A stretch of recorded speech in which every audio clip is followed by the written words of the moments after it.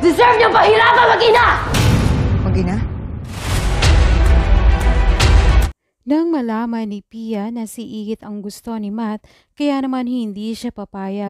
Kaya nga pati si Brandy ay lumapit na rin para sabihin nitong tutulong siya sa kaso. Kaya sinabi ni Brandy sa kanya na tutulungan niya rin itong si Pia na magkabalikan sila ni Matt. Samantala, nagtapat naman si Matt kay Igit na gusto niya ito. Nang sinabi naman ito ni Matt kay Igit ay narinig ito ni Andrew.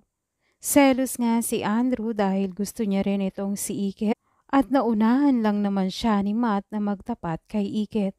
Masayang masaya naman si Igit na nagtapat na sa kanya si Matt dahil gusto niya rin ito. Sinabi nga ni Matt sa kanya na wala siyang pakialam kung sino man ang hindi sumang-ayon sa kanilang pag-iibigan.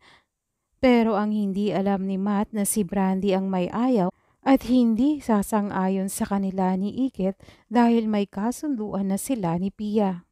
Sa kabilang banda naman sinabihan ni May si Angela na saang lupalop sila nang galing ng kanyang mami at tita dahil puro kasamaan ang pinagagawa nila.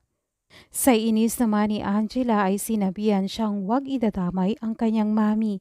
Dagdag pa ni May na hindi maganda ang ginagawa nila at ang binabalak nila kay Igit.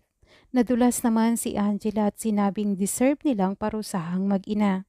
Kaya naman kinagulat ito ni May na si Igit pala ay si Emily na tagal niya nang hinahanap at akala niya ay wala na.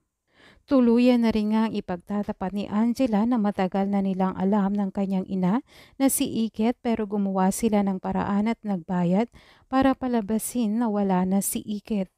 Hindi nga makapaniwala itong si May sa kanyang nalaman at ngayon ay naalala niya ang problema ni Igit sa kanyang ama na kagagawan din pala ni Rika at ni Angela. Kaya nga naiiyak itong si May nang malaman niyang si Igit pala ang kanyang anak.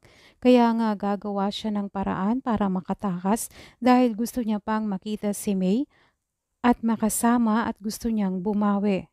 At para na rin makapaghigante sa ginawa nila kay Gani.